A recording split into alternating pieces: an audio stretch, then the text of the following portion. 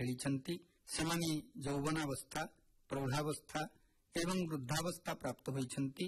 ମାତୃଗର୍ଭରେ ଥିବାବେଳେ ବାପା ମା, ବନ୍ଧୁବାନ୍ଧବ, ଜ୍ଞାତି କୁଟୁମ୍ବ ଅନାଗତର ଆବାହନ ପାଇଁ ଉତ୍ସୁକ ନେତ୍ରରେ ଚାହିଁ ରହିଥାନ୍ତି।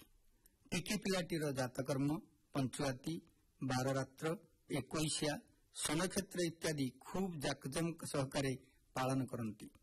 ସମସ୍ତେ ଯେପରି ଆନନ୍ଦ ସାଗରରେ ଭାସି ଯାଆନ୍ତି। ପିଲାର ନାମକରଣ, ଅନ୍ନପ୍ରାଶନ, କର୍ଣ୍ଣଭେଦ, ବ୍ରତୋପନୟନ ଇତ୍ୟାଦି ମଧ୍ୟ ମହାସମାରୋହରେ ପାଳିତ ହୁଏ। ଗେଲବସରିଆ ନାଁଟିଏ ଧରି ପିଲାଟି ସମାଜ କୂଳରେ ପ୍ରଜାପତି ପରି ଉଡ଼ି ବୁଲେ। ସେ ପିଲା କୈଶୋରରେ ପହଞ୍ଚେ, ଯୁବକ ହୁଏ, ତାପରେ କର୍ମକ୍ଷେତ୍ରରେ ଯୋଗଦେଇ 5-25 ଜଣରେ ଜଣେ ବୋଲି ଗଣା ହୁଏ। ସେ ଯଦି ଜନସାଧାରଣଙ୍କ ସେବାରେ ଆପଣଙ୍କୁ ନିୟୋଜିତ କରେ ତେବେ ତ କଥା ଆହୁରି ବଢ଼ିଯାଏ। ତାକୁ ନ ଦେଖିଲେ ଲୋକେ ଆକୁଳ ହୋଇପଡ଼ନ୍ତି।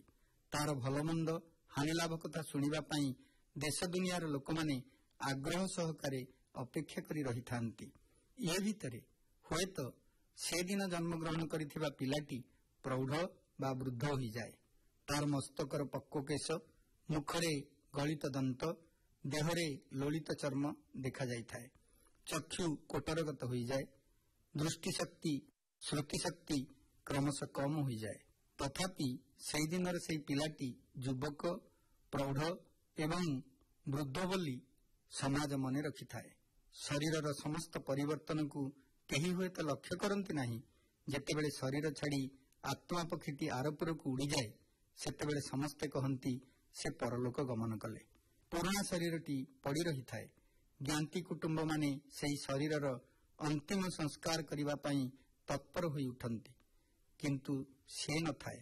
ସେ କିଏ, କେଉଁଠି ଥିଲା, କୁଆଡ଼େ ଗଲା, ଏହି ସମ୍ପର୍କରେ ବହୁ ଧର୍ମ ଏବଂ ଧର୍ମଶାସ୍ତ୍ର କେଉଁ ଅନାଦି କାଳରୁ ଆଲୋଚନା କରି ଆସୁଛନ୍ତି। ବହୁ ସମୟରେ ଆମ୍ଭେମାନେ ଶରୀରକୁ ଦେଖି ଶରୀରଟି ବ୍ୟକ୍ତି ବୋଲି ଧରି ନେଇଥାଉ। ଶରୀର ମଧ୍ୟରେ ବ୍ୟକ୍ତିର ବ୍ୟକ୍ତିତ୍ୱ ଥାଏ। ତାର ଚାଲିଚଳନ, ଭାବଭଙ୍ଗୀ, ରଙ୍ଗଢଙ୍ଗ ସେହି ଶରୀର ଦ୍ୱାରା ବ୍ୟକ୍ତିର ଜ୍ଞାନ ଗରିମା, ବୁଦ୍ଧିବୃତ୍ତି, ବାକ୍ୟ ବାଗ୍ମିତା, ପ୍ରତିଭା ପ୍ରତାପ, କୃତି କୀର୍ତ୍ତି ସବୁକିଛି ପ୍ରକାଶିତ ହୁଏ। ମାତ୍ର ସେ ଚାଲିଗଲା ପରେ ଜଡ଼ ଶରୀରଟି ଥାଏ। ତା ମଧ୍ୟରେ କୌଣସି ଚେତନ ଶକ୍ତି କାମ କରେ ନାହିଁ। ଏହି ଜଡ଼ ଚେତନ ତତ୍ତ୍ୱ ସମ୍ପର୍କରେ ସବିଶେଷ ଆଲୋଚନା କରାଯାଇଛି ଭାରତୀୟ ଆଧ୍ୟାତ୍ମିକ ଶାସ୍ତ୍ର ଶ୍ରୀମଦ୍ ଭଗବତ ଗୀତାରେ। ଚେତନ ସତ୍ତା ଯାହାକୁ କୁହାଯାଏ ଆତ୍ମା, ତାହା ଅବିନଶ୍ୱର। ଆକାଶ ସର୍ବତ୍ର ବ୍ୟାପୀ ରହିବା ପରି ଆତ୍ମା ସର୍ବତ୍ର ବିଦ୍ୟମାନ। ପୁଣି ସେହି ଆତ୍ମା ଶରୀର ମଧ୍ୟରେ ଜୀବାତ୍ମା ରୂପରେ ରୂପ, ରସ, ଗନ୍ଧରେ ବନ୍ଧା ହୋଇ ରହିଥିବା ଏକ ସ୍ୱତନ୍ତ୍ର ସତ୍ତା।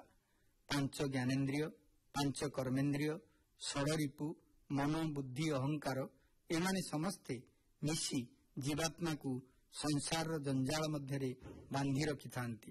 ଇଏ ସମସ୍ତ ବନ୍ଧନ ମଧ୍ୟରେ ଥାଇ ଆପଣା ସ୍ୱରୂପକୁ ଚିହ୍ନିଥିବା ଜୀବାତ୍ମା ପଦ୍ମପତ୍ରରେ ଜଳ ପରି ସଂସାର କର୍ମରେ ନିର୍ଲିପ୍ତ ରହେ। ଫଳରେ ଅନ୍ତକାଳରେ ସେ ପରମାତ୍ମାଙ୍କ ସହିତ ମିଶି ଏକାକାର ହୋଇଯାଏ। ଏହି ତତ୍ତ୍ୱ କିନ୍ତୁ ବଡ଼ ଗହନ ତତ୍ତ୍ୱ।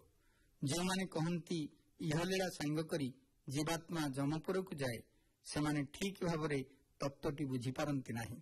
କଠୋପନିଷଦରେ ଋଷିପୁତ୍ର ନଚିକେତା ମୃତ୍ୟୁ ଦେବତା ଯମଙ୍କ ଦ୍ୱାରରେ ଉପସ୍ଥିତ ହୋଇ ତାଙ୍କୁ ଏହି ପ୍ରଶ୍ନ ପଚାରିଥିଲେ। ପରଲୋକ ଗମନ ପରେ ଜୀବାତ୍ମା